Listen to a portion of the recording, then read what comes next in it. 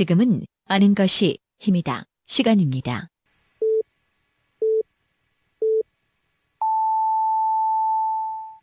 Welcome to the best podcast. Knowledge is power. 하루 7분만 투자하세요.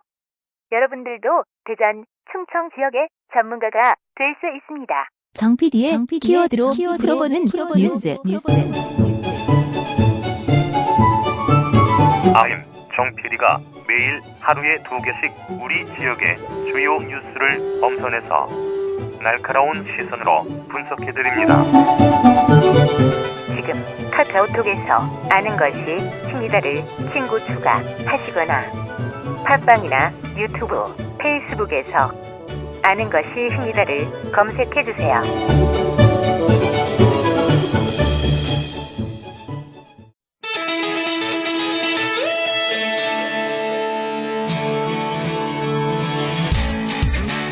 다섯 시엔 대세남은 여러분의 참여와 제보를 기다립니다. 오늘 바로 시작했습니다. 진주어머니 나머지사 여러분의 일상, 우리는 독립운동과 서울에 대하여 문제점을 지적하고 나누고픈 현장, 다양한 소리를 보내주세요. 단문 50원, 장문 100원의 유료 문자 샵 2309, 페이스북과 카카오톡 플러스 친구에서 대세남을 검색해 참여하실 수 있습니다.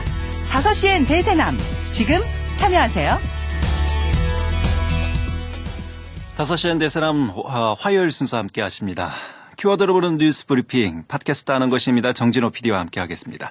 정 PD 어서 오세요. 네, 안녕하십니까. 정진호입니다. 예, 오늘 첫 번째 키워드는요? 네, 첫 번째 키워드는 신선 노름에 썩는 도끼자루라고 정해봤습니다. 예, 동화인가요? 동하면 좋겠는데요. 그 지난 지방선거에서 불법적인 정치자금을 요구받았다고 폭로해서 대전 지역 정치권에 큰 파장을 일으킨 바 있는 김소연 대전시 의원이 소속 정당인 더불어민주당으로부터 제명 처분을 받았다고 합니다. 예. 그 더불어민주당 대전시당은 어제 오전 그 시당 회의실에서 열린 윤리심판원 회의 결과 김 의원에 대해서 제명 결정을 내렸다고 밝혔습니다. 제명 사유가 뭡니까? 이번 제명 사유가 이제 올라간 이유는 그 전문학 시의원과 그 박범계 의원의 그 전 비서 변재영 씨의 불법 정치자금 요구 폭로 아니면 이에 대한 박범계 의원의 연루설에 대한 폭로 이게 아니고요. 예. 지난 지방선거에서 그 더불어민주당 비례대표 공천을 받아 당선된 최계순 대전시 의원의 특별 당비 문제와 또 이른바 세컨드 발언으로 알려진 성희롱 의혹에 대한 것이었습니다.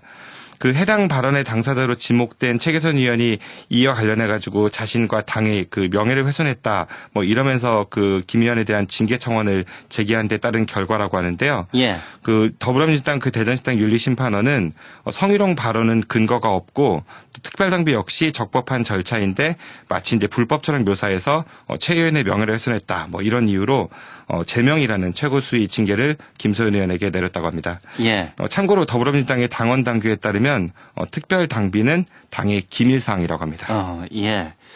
결국은 이제 해당 행위가 있기 때문에 이렇게 제명 조치를 취했다 이런 얘기군요. 네, 그렇습니다. 근데 이 특별 당비가 기밀이라는 것은 글쎄요 어떻게 봐야 될까요? 정당은 투명하게 운영돼야 되고 모든 정보들이 지금 다 공개가 되는 것이 추세이지 않습니까? 네, 그렇습니다.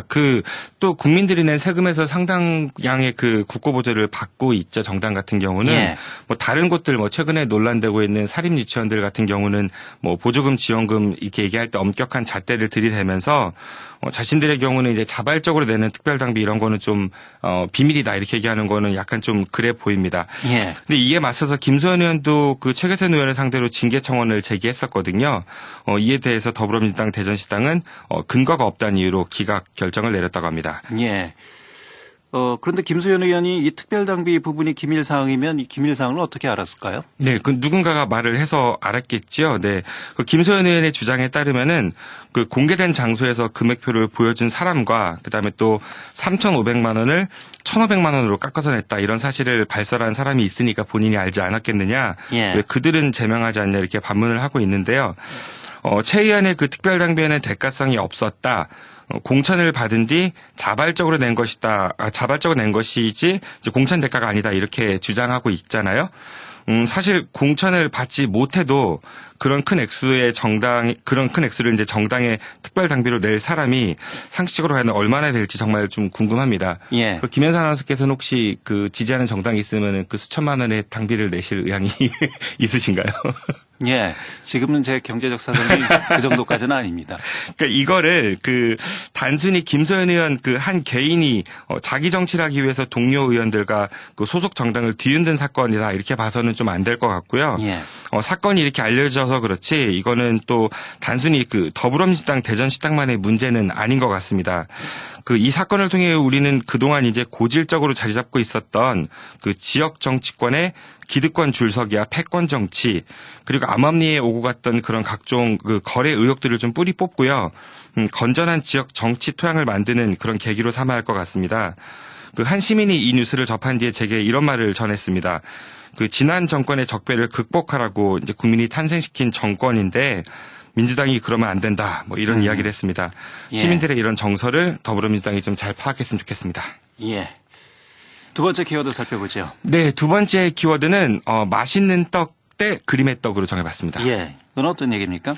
담보 능력이 부족해서 이제 저축은행 등의 이제 비금융권, 그 비은행 금융기관에서 고금리로 자금을 빌리는 기업들이 늘고 있다고 합니다. 예. 그 한국은행 대전 충남 본부가 발표한 기업 대출 현황을 보면요, 지난 9월 기준 대전 기업들의 금융권 대출 잔액이 19억 5천억 원 정도인데 이게 고금리가 적용되는 비은행 금융기관 비중이 15.6%로 5년 사이에 2배 가까이 늘었다고 합니다. 예. 또 충남 지역의 기업들 같은 경우도 25.4%로 5년 사이에 3배 이상 급증했다고 합니다. 예. 중소기업이나 소상공인들이 제1금융권에서는 돈을 구하기가 쉽지 않다 이런 얘기지요. 네, 아무래도 좀 그 1금융권인 그 시중은행 입장에서는 이런 그 자영업자라든지 소상공인 이런 부분들이 리스크가 좀 그 대기업에 비해서 큰 만큼 대출 심사가 좀 까다롭죠. 근데 혹시 제가 전에 드렸던 그 금융이라는 단어 뜻 기억하시나요? 돈의 융통인가요? 네, 맞습니다. 네. 예. 금원을 융통한다 이런 뜻이죠. 네. 그 돈의 여유가 있는 쪽에서 없는 쪽에 돈을 빌려주고 그 대가로 이자를 받고 돈이 돌게 한다 뭐 이런 뜻인데요. 예. 근데 오늘날의 금융권을 보면은 이 금융이 잘 이루어지고 있는가에 대해서 좀 한번 냉정하게 생각해 볼 필요가 있을 것 같습니다. 예, 앞으로 기습 질문할 때는 좀 미리 좀 고지를 해 주시죠. 알겠습니다. 여간 당황스러운 게 아닙니다. 예. 하긴 은행에 가보면은 돈이 많은 사람들보다 상대적으로 여유가 없는 사람들에게 문턱이 더 높긴 높지요. 그게 네, 현실이고요. 네, 예. 그렇습니다. 그래서 이제 정부나 지자체들은 이제 신용보증기금이나 뭐 신용보증재단을 만들어서 이제 담보 능력이 부족한 사업장이나 개인에게 보증서를 발급해줘 갖고 이제 시중은행을 이용할 수 있도록 지원하는 제도가 있기는 있습니다.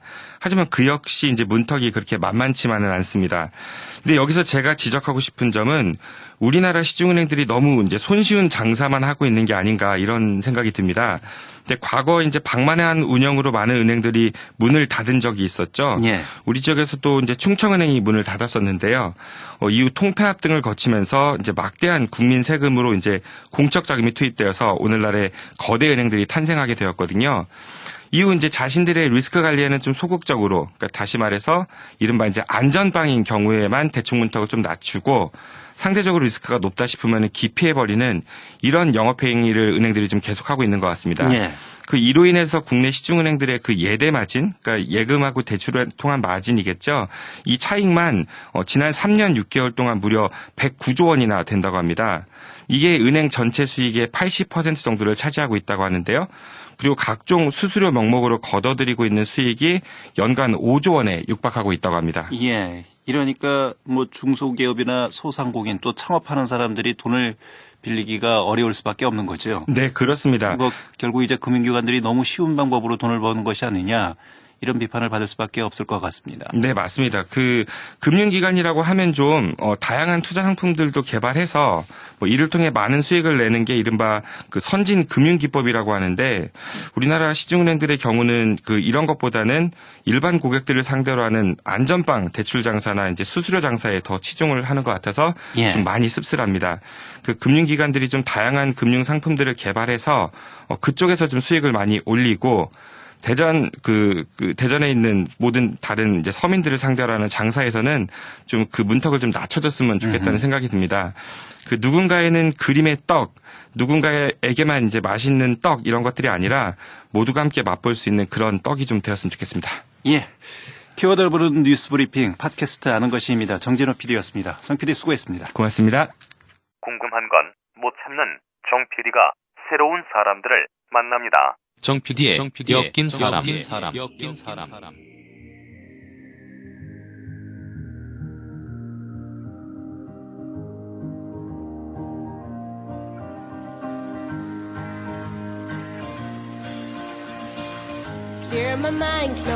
정 PD가 자신이 궁금해하는 우리 주위의 화제 인물들을 직접 엮어서 그들과 함께 유쾌한 대화를 나눠봅니다.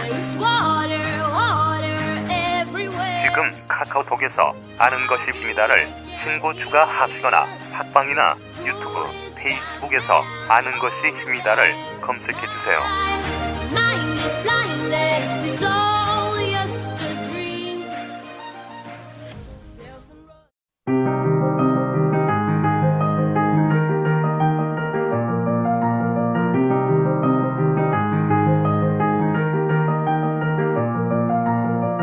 진정한 경제정의 실천, 경제민주화가 실현되는 사회가 됐으면 좋겠습니다. 우리나라 재벌 오너 일가들의 재산 형성 과정부터 각종 범법 행위들, 사회적 논란 등에 대해 이야기한 시간, 재벌 백과사전에 오신 걸 환영합니다.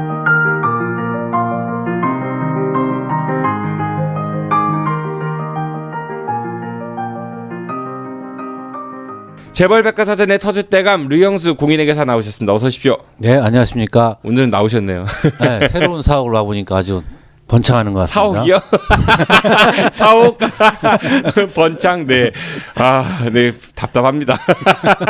그리고 정의당 대전시당 남가연 대변인 나오셨습니다. 어서 오십시오. 안녕하세요. 네, 그리고 대전 참여대 시민연대 김상기 아름다운 팀장 나오셨습니다. 어서 오십시오. 네, 안녕하세요. 참여팀장이네요.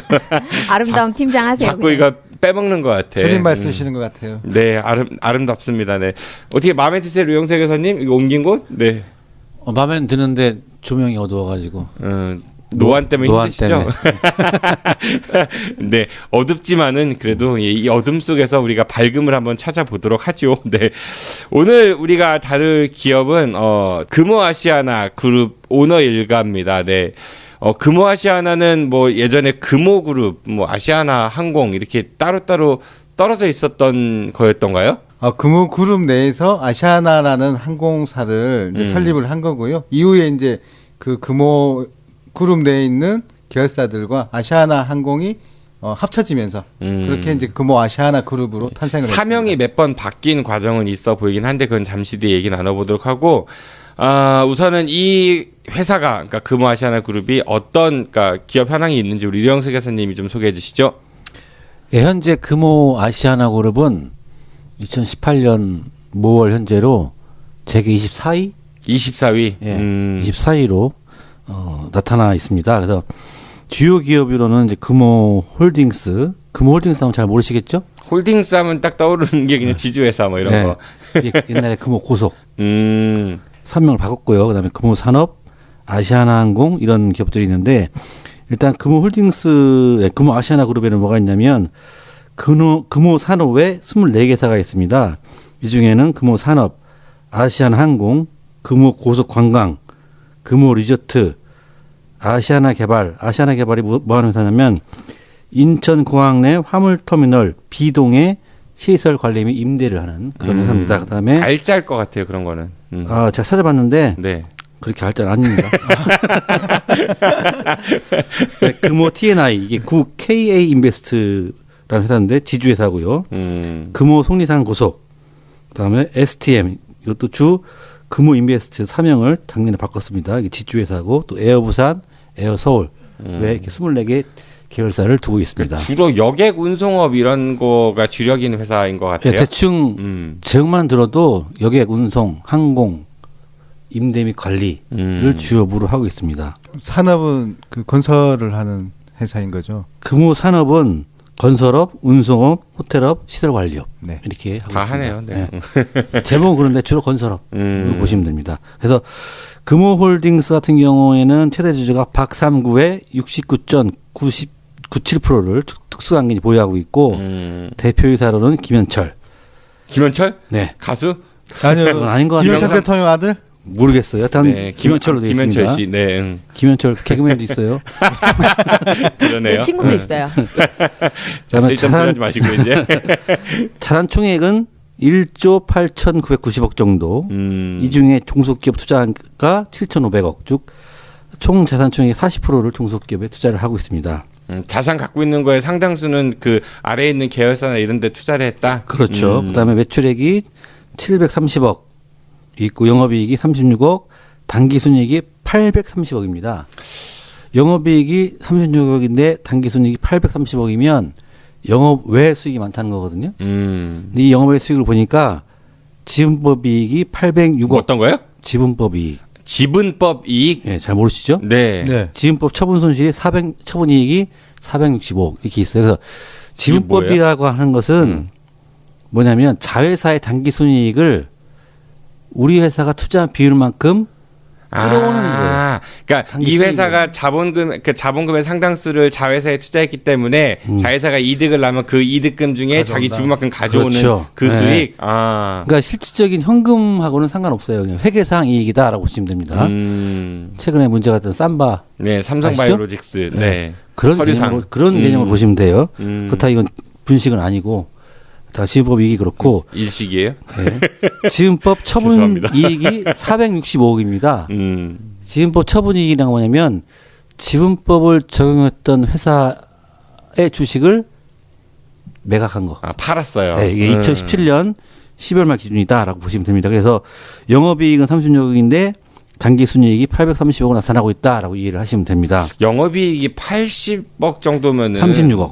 36억 정도면은 24위 기업치고는 너무 적은 거 아니에요? 이게 금호홀딩스는 그렇게 그 자산 총액보다는 매출액도 730억이고 뒤에 보시면 아시아나항공 같은 경우는 매출액만 5,700억 이렇게 됩니다. 그래서 이거는 그냥 지주회사다 보시면 됩니다. 물론 매출액에서 배당금 수익이 차지하는 비율은 저번 주에 했던 회사가 어디였죠? 어려웠어요. 현대그룹 두 번째, 네, 현대자동차. 그 회사는 배당금 수익이 총 매출액의 61%였는데 이 회사는 그 정도는 되진 않고요.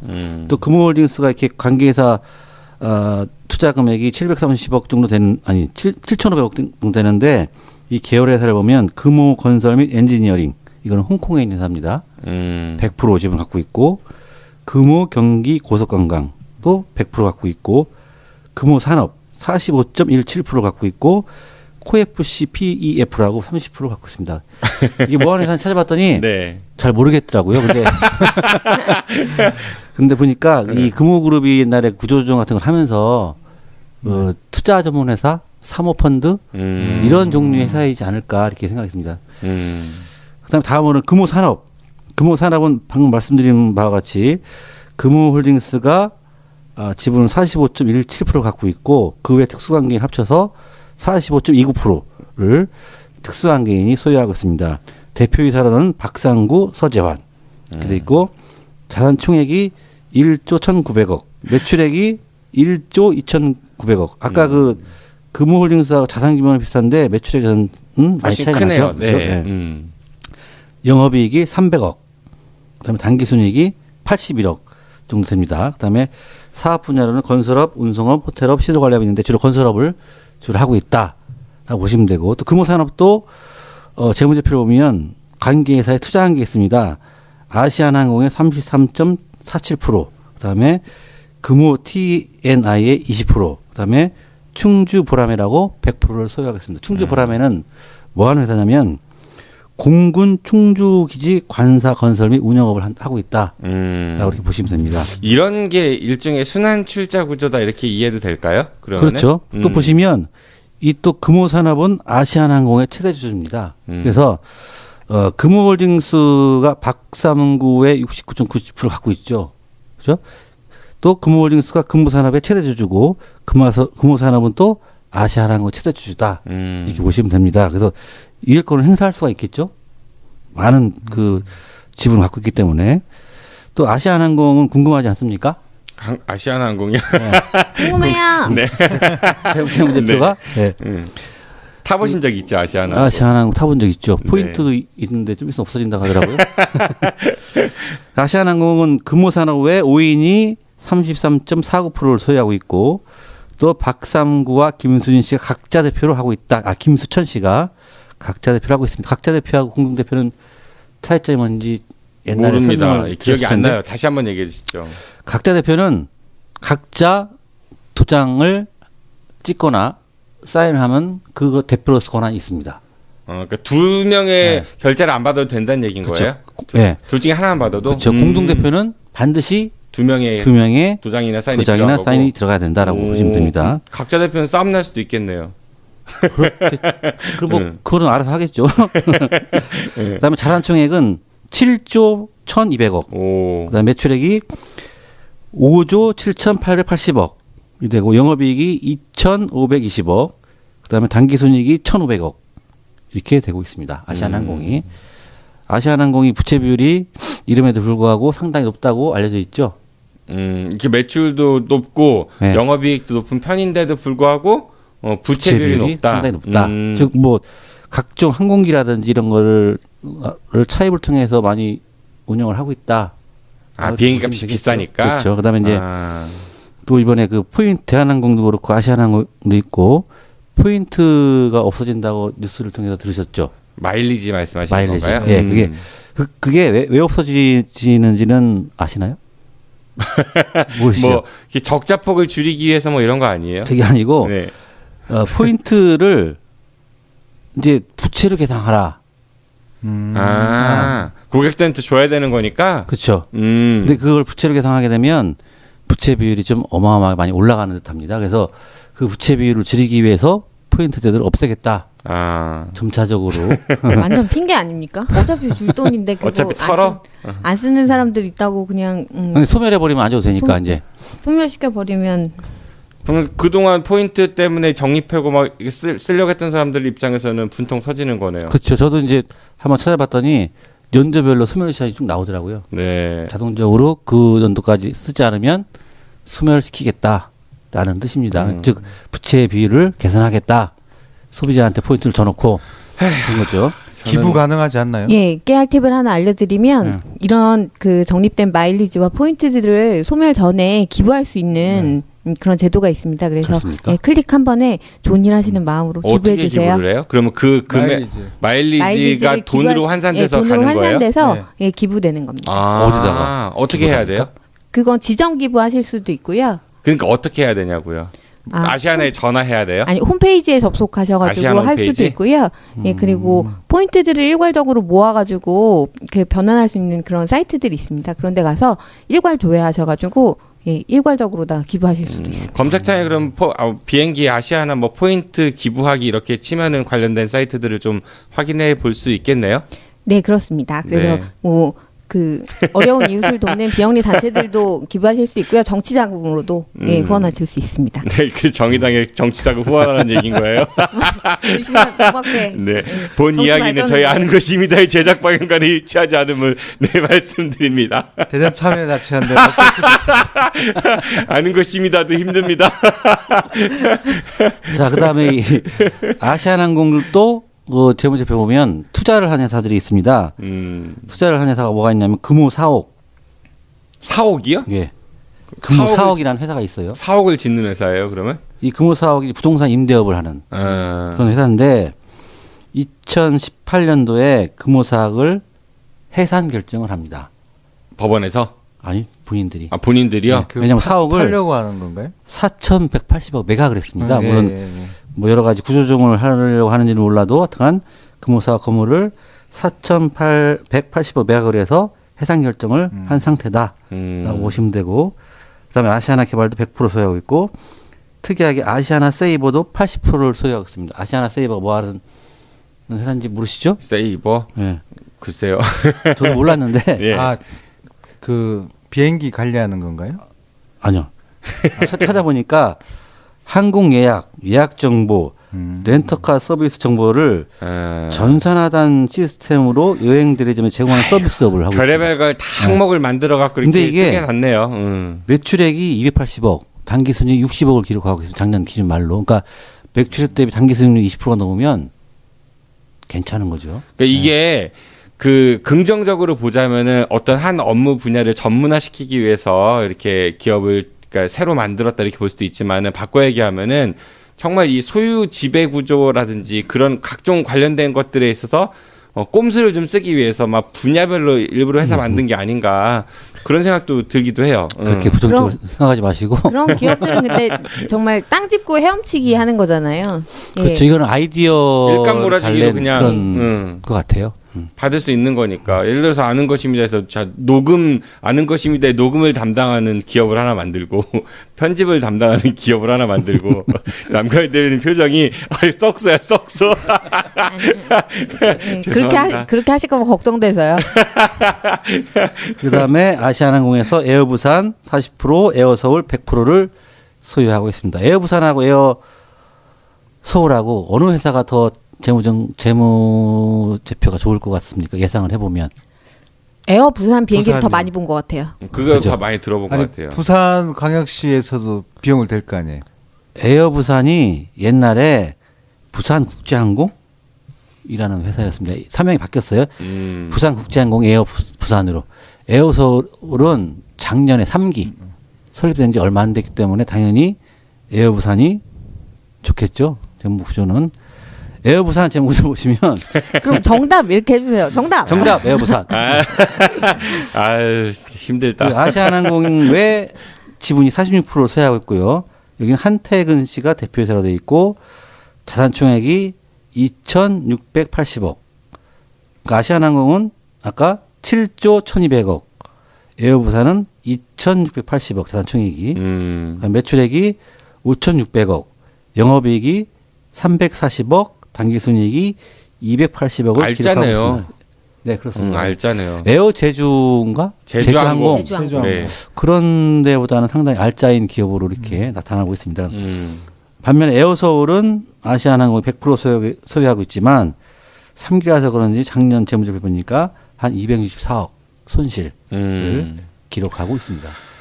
네, 이상으로 다른 계열사도 다 소개를 시켜드리지 못하겠습니다. 아유, 이 정도면 충분합니다. 차고 넘칩니다. 네.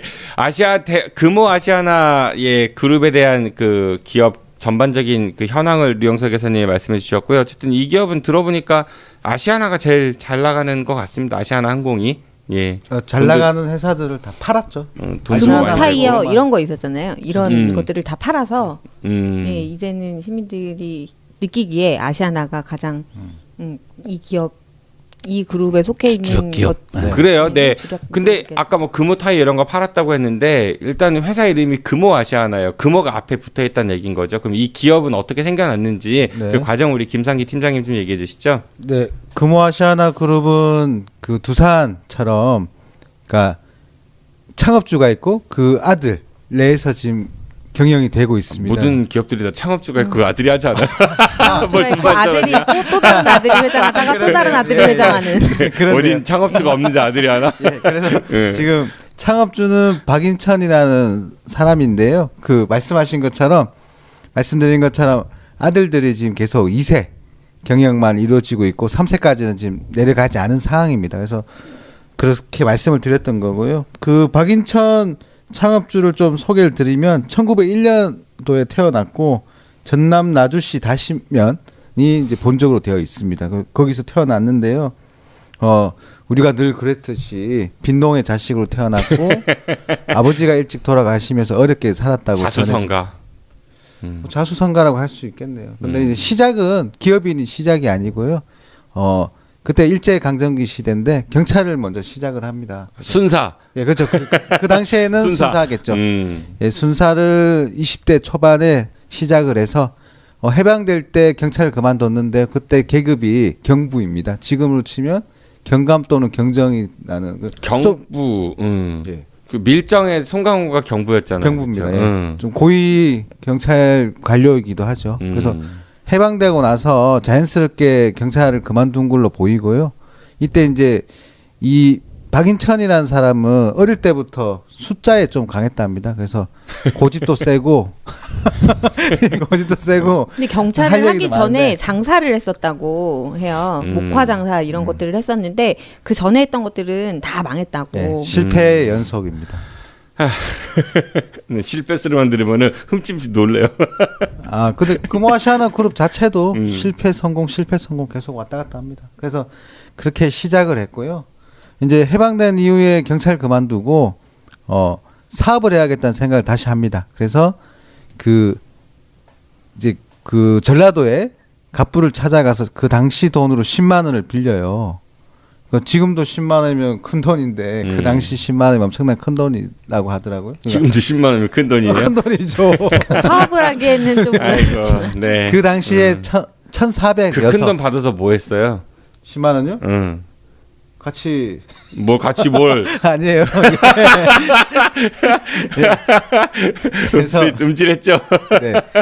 이 박인천이라는 사람은 어쨌든 기업에 대해서는, 그러니까 경영에 대해서는 좀 눈이 있었던 것 같아요. 그래서 그 당시에 길은 나 있지 않았지만 운송 그리고 택시 이런 부분에 대해서 전망이 좋을 거라고 생각을 합니다. 그래서 아까 말씀드렸던 10만 원을 빌려서 그 자동차, 중고 자동차 2대를 삽니다. 그걸 가지고 광주 택시를 이제 경영을 시작을 해요. 그게 1946년도입니다.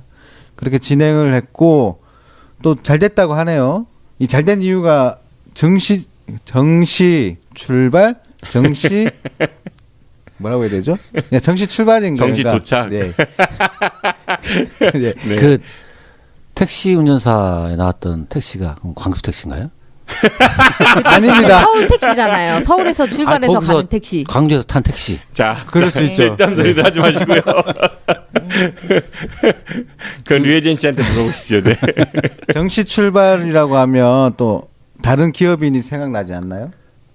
정시 출발? 예. 롯데 신격호 회장이 우유 배달했을 때 정시 그 배달이었었거든요. 그런 것처럼 이 생각 안 금호 아시아나 그룹도 뭐 운도 좋았겠지만 어쨌든 성실함은 있었다 이렇게 보여질 수 있을 것 같아요. 그렇게 진행된 택시 사업이 잘 됩니다. 그렇게 잘 되다가 1948년도에 광주 택시에 이어서 이제 운송업에 직접 뛰어듭니다. 이제 버스 사업을 진행을 하는데요.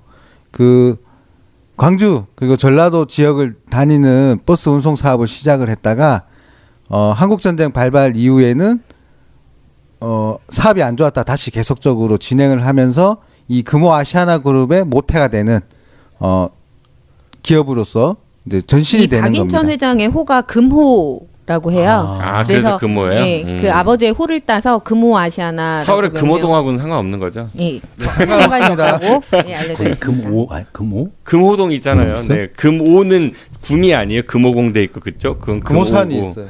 금호산이라고 있죠. 네. 금호. 서울에 안 살아봤어. 네. 옥수동 옆에 금호동.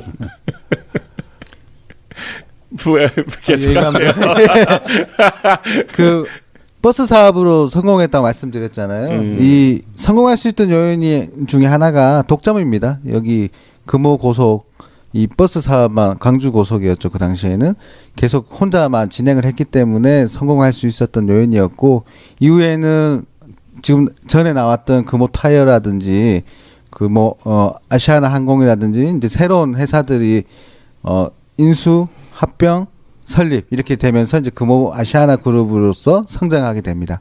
박인천 회장은 경영 승계를 아들에게만 진행을 하게끔 했고 그 아들 내에서 자녀들 내에서 남자만 그 여성은 배제된 채 남성 아들들만 아들들에게만 줬다는 얘기는 남자만이잖아요. 왜 같은 얘기를 두 번 하고 있어?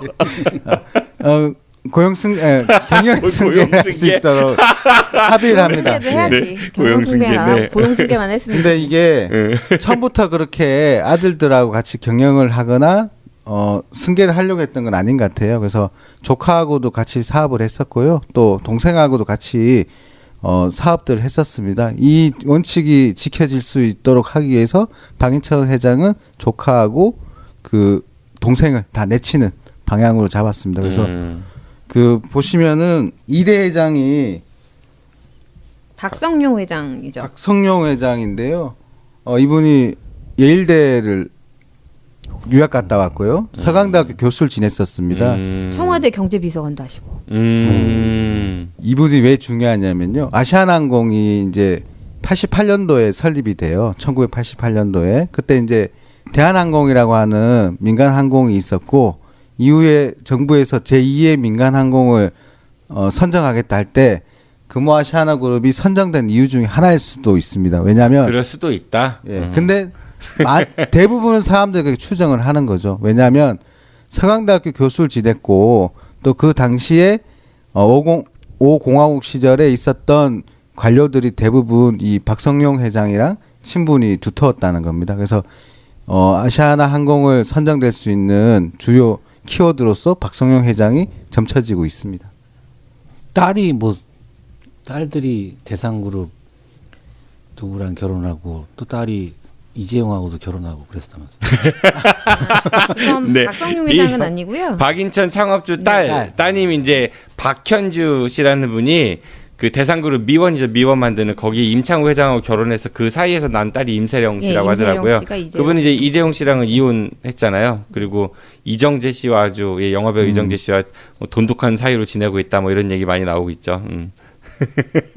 박성용 회장이 이제 이 대장으로 취임을 하고 나서 형제들하고 같이 결의를 합니다. 회장 아니고 회장이죠? 회장이요. 회장. 박성용 회장이 동생들하고 같이 형제 공동 경영 합의서라는 걸 작성을 합니다. 그러니까 박인천 전 회장의 유언을 받아서 형제들끼리 지분을 나눠 가지고 경영을 승계한다 이런 내용입니다. 그래서 65세까지만 회장직을 가지고 이후에는 이제 동생들에게 나누어준다, 이어준다 이렇게 되어 있는데요. 소유는 n분의 1이되 그다음 경영권은 서로 돌아가면서 65세까지. 재미난 거는 아까 박성용 회장이 2대였고 박상구 회장이 3대 회장인데요. 박정구 회장이 3대 회장이에요. 박정구 회장.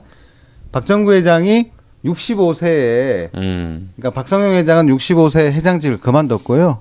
자기가 그렇게 제안했기 때문에 그만뒀고 박정구 회장은 65세에 유명을 달리합니다. 그러다 보니까 65세가 맞아 떨어졌는데 문제는 박상구 회장이 회장이 되면서 그 동생이 있었어요. 또 박창구 회장이라는 금호 석유화학 회장이 있는데 그 부분은 지금 해결이 안 된 거죠. 65세가 지켜지지 않고 그냥 쭉 가고 있는 상황입니다. 이게 그러니까 첫째 아들 박성용 회장 때는 잘 지켜졌는데 셋째 아들 그러니까 박삼구 회장이 이제 4대 회장으로 취임하면서 사명도 금호아시아나로 금호아시아나 그룹으로 변경을 했고 이게 막 자꾸 바꿨다고 하더라고요. 조항을 65세 최장 10년 조항이 삭제되고 일단은 이게 뭐 회장은 65세 최장 10년을 넘길 수 없다는 조항이 있었는데 그것도 삭제되고 그리고 또 이제 전에는 그런 게 있었대요. 그룹 회장에 대한 그 이제 내 가게, 그러니까 아까 그 큰형부터 넷째 아들까지 의견이 엇갈리면은 이게 원래 합의를 했어야 되는 건데 다수결 아니면 연장자 의견에 따른다 이런 조항도 집어넣고 그래서 좀 많은 분란이 있었다고 그러더라고요. 박삼구 회장이 그룹을 이끌기 시작했던 2006년에 창립 60주년을 맞았던 금호아시아나그룹이 건설업을 하기로 마음을 먹습니다. 그래서 당시에는 초우량 건설 회사였던 하지만 고전망한 대우건설의 주식 72.1%를 사겠다고 하는데 이게 그때 당시 가격이 6조 원이 넘는 가격이었거든요. 근데 원래 금호건설 있지 않았나요? 근데 또 대우건설을 인수를 해요? 잘하고 싶었던 거죠. 그런데 이걸 동생이 반대합니다. 이게 굉장히 부실한 뿐 아니라 이 6조 4천억이 넘는 이 금액이 감당하기 굉장히 어려운 금액이었거든요. 그러니까 일부러 그걸 인수하기 위해서 무리한 수를 많이 동원해갖고 회사 자체가 막 휘청휘청했다 이런 얘기 많이 들었던 것 같아요. 금호산업과 금호타이어가 2조 9천억 원 등을 차입을 해오는 겁니다. 이 회사들을 담보로 해서 돈을 빌려오는 거죠. 결국은 못 갚고 이 회사들이 넘어가는. 그러니까 대우건설 하나 인수하려고 자회사들이 막 금융사에서 사왔다고 또 뭐 연기금, 사모펀드 뭐 이런 것들도 집어넣고 그랬던 거죠. 예, 그래서 그 망하는 길로 접어들기 시작하는 그런 일이 있었고요. 그래서 삼남 박삼구 회장하고 이 넷째 아들이던 박창구 당시 화학부문 회장이 갈등을 심하게 겪게 됐습니다. 그래서 이거 대우건설 그리고 대한통운도 이후에 인수하게 되는데 이 대우건설 대한통운 인수하지 말아라 이렇게 목소리를 냈지만 이런 자의 묵살을 당했고 그러다 보니까 카리스마 있네 형님이. 예.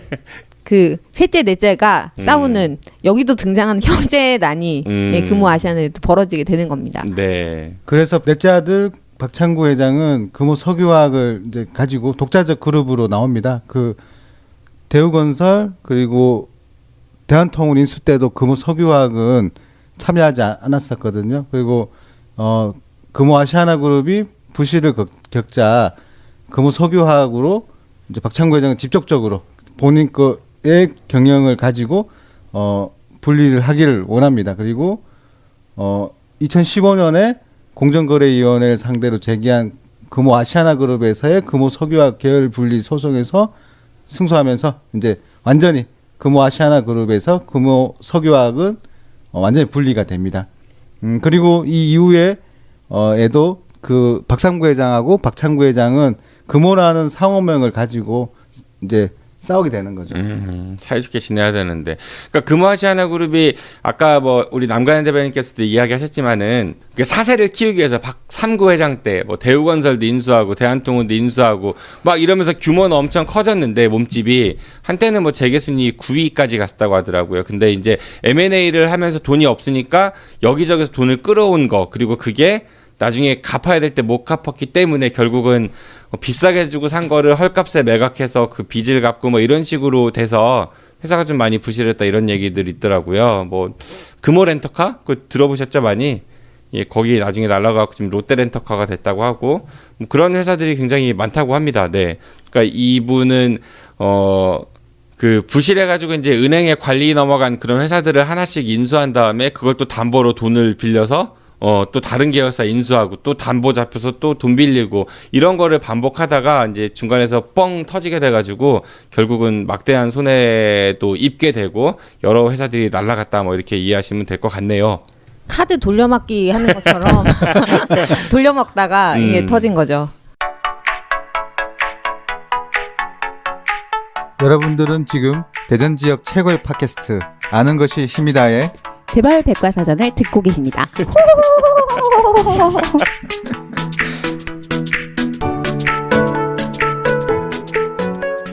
자 이렇게 해서 뭐 금호 아시아나그룹의 그 뭐 역사를 좀 봤고요. 빼놓을 수 없는 인물입니다. 여러분 등장자 박삼구 네 셋째 아들인데 지금 뭐 그룹 총수 이 자리에 지금도 있죠. 네 그 남가연 대변인께서 이 박삼구 회장과 얽힌 이야기들을 좀 해주시죠. 네, 박삼구 회장은 아까 계속 말씀드렸듯이 셋째 아들입니다. 그래서 형들이 일궈놓은 가업을 말아먹고 있는 중이다 이런 평가를 받고 있는데 네, 그런 게 있더라고요. 그 비행기들이 편명이라는 게 있잖아요. 편명 있죠. 네, 이렇게 약자로 영어 알파벳으로 쓰는 아시아나 거. OZ. 그래서 오즈 항공이다. 이렇게 오즈의 마법사 있잖아요. 그렇게 많이 불렸대요. 근데 이게 아시아나가 하도 문제가 많으니까 이 박삼구 회장 요즘 흑마법사다 이렇게 불리고 있다고 합니다. 근데 왜 아시아나가 OZ예요? 그건 아마 그 국제적인 협회에서 하나씩 내려주는. 그거 되게 궁금했거든요. 사실 편명들 보면은 영어 약자처럼 돼 있는 것도 있지만 전혀 상관없는 그런 데들도 많거든요. 그 동방항공은 MU예요. 중국 동방항공은 이번에 런던 갈 때 타보니까 MU 그래서 뭐 저게 뭐의 약자지? MU 아무튼 OZ입니다. 네. 여기는. 예, 흑마법사다 이런 평가를 어쨌든 받고 있다는 거. 예. 마이너스의 손. 예, 마이너스의 손.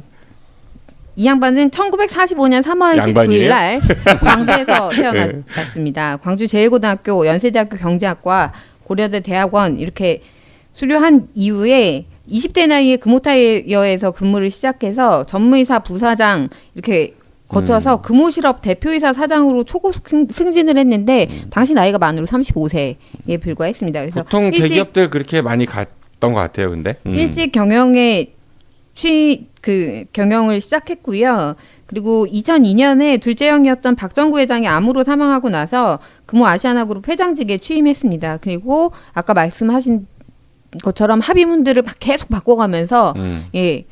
경영권 연장을 해나가다가 이제 아들에게 물려주려는 작업을 진행하고 있습니다.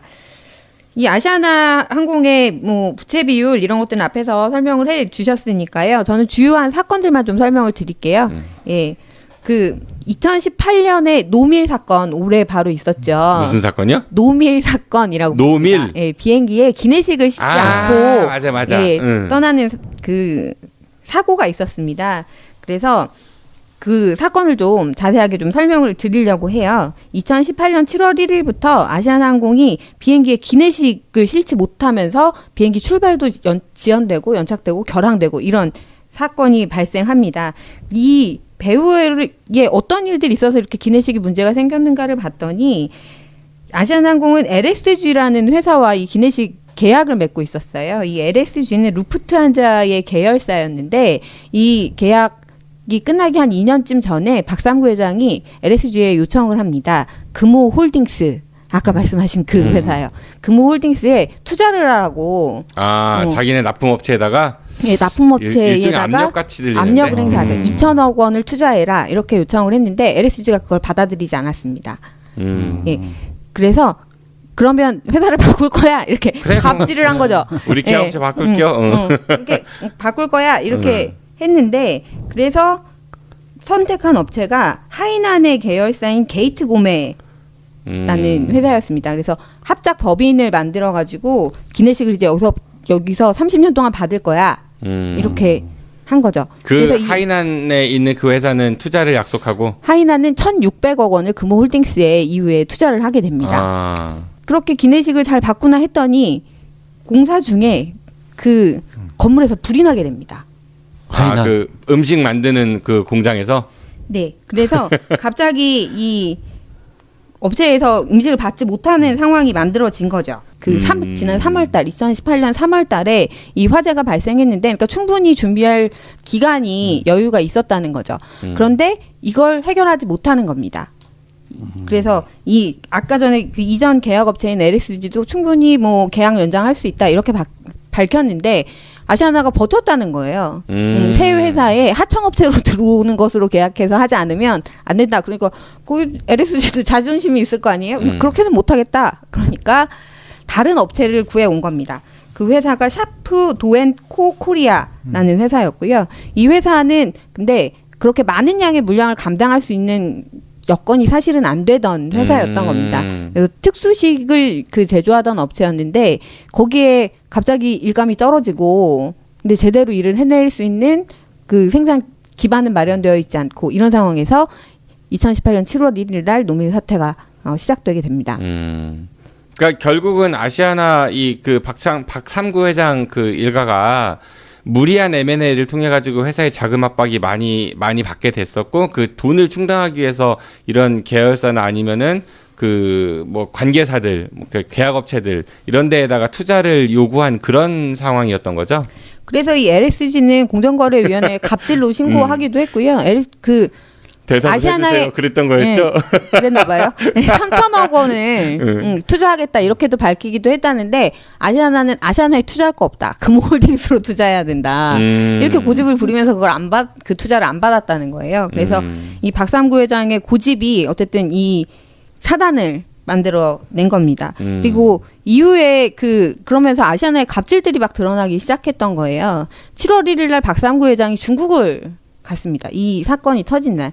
다른 비행기들은 다 못 떠나고 있고 기내식 하나도 못 실었고 그런데 회장님 떠나시는 비행기에만 기내식이 실려서 정시에 출발을 했다는 거예요. 네. 예. 그런데 이때 이제 한 일주일가량 이 아시아나 항공의 전체 그 비행기들이 다 문제를 겪었고 장거리 운행, 그러니까 뭐 유럽 이런 데 가는 비행기들도 음식을 제대로 못 실었던 상황.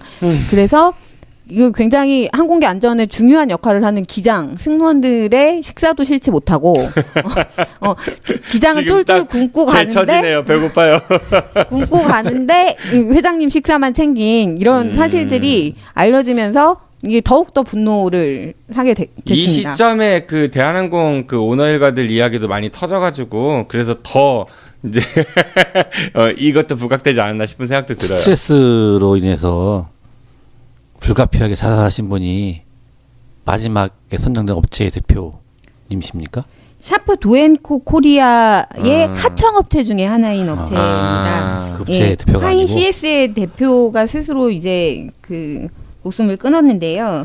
이 조리된 음식을 식판에 담고 배열하는 그런 업체의 사장이었습니다. 근데 그 7월에도 28시간을 일한 상태였다고 합니다. 그러니까 최선을 다해서 이거 물량을 맞추려고 했지만 도저히 물량을 맞출 수 없는 그런 상황이었고 이런 피해에 대한 배상 금액이 어마어마하게 이 업체들에 물려질 예정이었기 니네 때문에 우리 물량 많이 줬으니까 제대로 해야 돼. 안 하면 돈 물어내 뭐 이런 식으로 계약이 되던 거죠. 어마어마한 갑질 계약이 있었다고 그러니까 알려져 이분들 입장에서는 일감이 많이 들어오니까 일단은 돈을 벌 수 있으니까 그러니까 하긴 한다고 했는데 힘들었던 거고 참 안타깝습니다. 그런데 아시아나는 뭐 부고를 알고 있긴 한데 기내식하고 연관성 없다 이렇게 도의적인 최소한의 도의적인 책임조차 피해가는 그런 모습을 보여서 국민들이 많이 분노했었습니다. 또 이 여승무원들 얘기도 되게 유명하지 않나요? 그렇습니다. 그래서 아시아나의 갑질 문제가 막 드러나기 시작했고 우리가 대한항공 얘기도 했었지만 아시아나와 그 대한항공이 어쨌든 우리나라 비행기를 운영하는 그룹 중에 그 양대 기업이잖아요. 근데 누가 더 갑질하나를 두고 경쟁하냐, 국민들이 이런 의혹들을 막 가졌습니다. 그 박삼구 회장이 그 회사에 방문하면 일단 여승무원들을 모조리 불러내서 도열시킨다고 합니다. 모든 여승무원을 다? 나이든 여승무원들은 빼고 젊은 여승무원들을 불러서 근무일이 아닌 여승무원들까지 모조리 불러내서 정말요? 도열을 시킨다고 합니다. 그래서 열화와 같은 박수와 함께 지정된 여승무원이 콕 집어서 네가 해 이렇게 한 여승무원이 달려가서 안겨야 한답니다. 걸어가면 안 돼요. 달려가서 회장님께 안겨야 된다고 하고요. 네. 예. 그리고 이제 승무원 교육, 뭐 장기자랑 시간 이런 거 이제 회장님이 보러 오신다고 하면 그 영상 자료 음악 좀 주세요. 예. 뭐 새빨간 장미만큼 회장님 사랑 입에 담기도 참 부끄러운데 예. 그런 노래와 율동을 시켜서 회장님 기쁨 조냐 이런 그 승무원들의 한탄도 자아냈습니다. 올해 초 아시아나항공 일부 여승무원들이 박삼구 회장을 위해 성희롱에 가까운 환영 행사를 강요당했다고 고백해 논란이 일었는데요. 검은 정장의 아시아나 승무원 교육생들이 율동을 하며 노래를 부릅니다.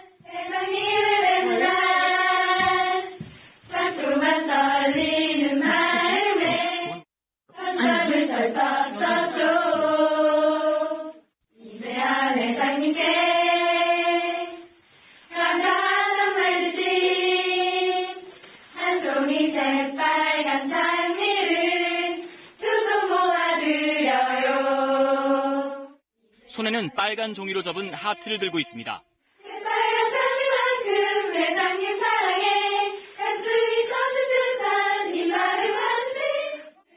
2014년 5월 인턴 수료를 앞둔 승무원 교육생들이 박삼구 회장 방문을 앞두고 환영 행사를 연습하는 모습입니다. 회장님과의 만남에 감동하는 역할을 맡은 승무원도 따로 있었다고 전했습니다. 회장님이 오시면은 항상 눈물을 흘리는 어떤 역할들이 한 명씩은 있었고 반갑게 맞아드려야 되는 기쁨조? 내가 이러려고 승무원을 지원을 했나? 승무원들이 사실은 안전요원이거든요. 항공기 안전을 책임지는 그런 그렇죠. 분들인데 이런 안전 업무가 아닌 것들 그리고 그 여승무원들의 특히나 이런 성추행이나 이런 것들이 자행됐다는 점에서 참 안타깝습니다.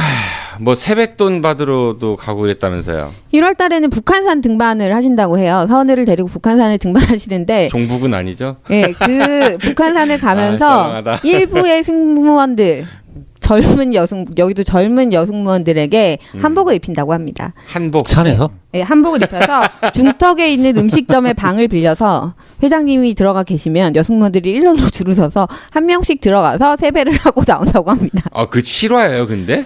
실화라고 합니다. 이 아시아나 승무원들이 손에는 또 흰 봉투 들고 나온다면서요? 5만 원에서 10만 원 뭐 이렇게 세뱃돈을 주신대요. 그 오픈 카톡방을 만들어서 그동안 있었던 일 이런 것들을 막 모았는데 별별 일이 다 있습니다. 그리고 출산 휴가를 다녀온 직원들이 한 직원이 회장님께 너무 감사하다면서 편지를 있대요. 뭐 그 첫 번째로 쓴 사람은 뭐 사실 무슨 뭐 진심이 좀 있었겠죠. 고마운 마음 편지를 썼는지 모르겠지만 이 편지를 받고 회장님이 매우 기뻐하자 그 이후에 출산휴가를 갔다 온 그 여승무원들에게 모두 다 그 편지를 쓰게 했다는 겁니다. 그리고 그 정도가 점점 심해져서 나중에는 하루하루 휴가를 보내며 회장님을 생각하면서 종이학을 접었어요라고 1000마리 종이학을 접어서 예, 회장님께 상납하고 이런 일들이 지시사항으로요? 예, 지시사항으로 있었다고 합니다. 네, 실화예요. 그러니 기가 막히죠. 아니 우리가 그렇게 이제 소위 이제 재벌이나 이런 분들이 그렇게 비판하시는 북한도 요새 이렇게 안 할 것 같은데. 예. 아, 참. 그리고 이제 회사에서 하는 행사들, 뭐 바자회 행사나 이런 것들을 할 때 여성분들에게 뭐 노출이 심한 옷들 입혀서 예, 뭐 장기자랑하게 하고 이런 그런 일들이 예 만연해 있는 그런 사업장이었다는 것이 이제 올해 알려지게 된 겁니다. 그리고 2017년 6월이었는데요. 그 서울의 한 사립초등학교 수련회에서 3학년들이 같은 반 학생을 때리고 괴롭혀서 그 집탐 구타가 문제가 된 적이 있었습니다. 서울에 있는 숭이초등학교라는 학교에서 발생된 내용이었는데 이때 학교 폭력 가해자로 지목된 재벌 총수 손자와 연예인 아들들이 있었는데요. 그때 재벌 총수 손자가 박상구 회장의 손자였다는 얘기가 있습니다. 그 당시 문제가 됐던 이유는 학교 폭력이 있었음에도 불구하고 그 재벌 총수 손자 그리고 연예인들의 학교 폭력에 대한 내용에 대해서 봐주기식의 학교 징계가 있었다 해서 문제가 됐었던 적이 있었습니다. 주인의 입장에서 머슴에게 보고받는 시간. 정기한 의원의 머슴일기.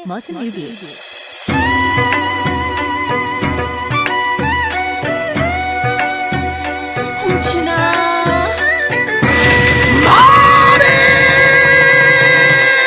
대전광역시의회 정기현 의원이 청취자 여러분들께 대전광역시 의회 의정 활동을 보고합니다.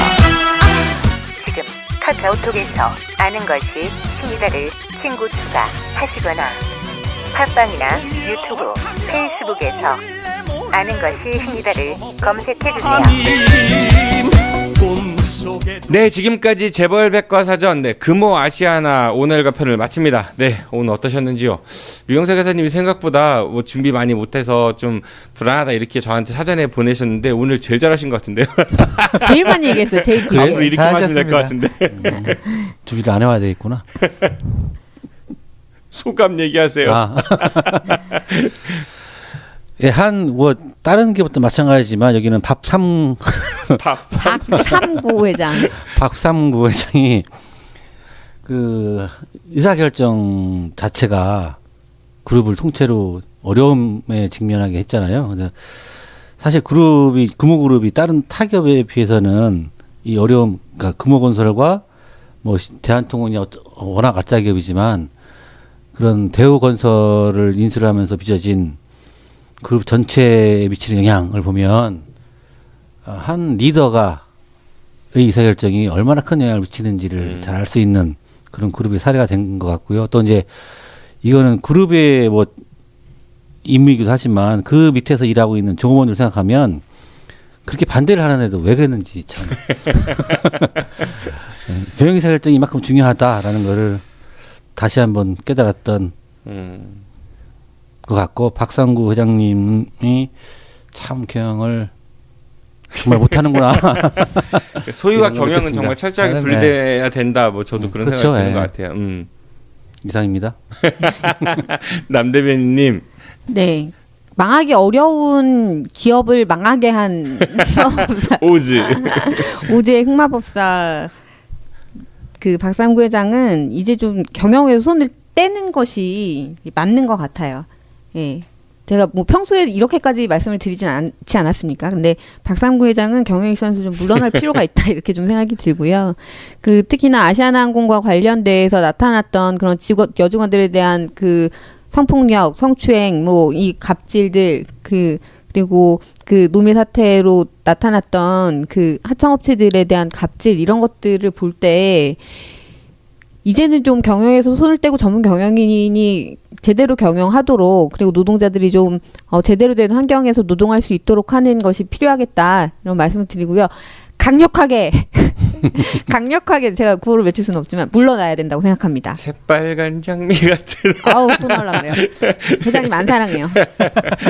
금호아시아나 그룹은 결과적으로 운이 좋아서 재벌이 된 케이스이기도 하거든요. 박상구 회장도 그걸 계속 생각하고 있는 게 아닌가 싶습니다. 지금 어려움이 운이 좋아서 다시 성공하는 대기업이 되지 않을까 이런 생각을 하고 있는 것 같은데 택도 없는 소리입니다.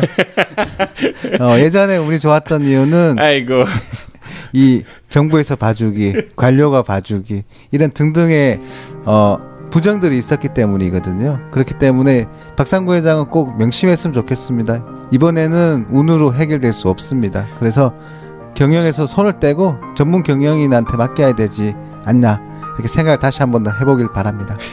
물러나라! 물러나라! 물러나라! 없다고 했잖아요. 코웃음 다칠 거다. 대전에 김상기가 택도 없대요. 네, 알겠습니다. 오늘 세 분 고생 많으셨습니다. 안녕히 가십시오. 고맙습니다. 네, 저도 이만 물러가겠습니다. 지금까지 진행의 정진호였습니다. 청취해서 고맙습니다. 안녕히 계십시오. I'll be back. 고맙습니다.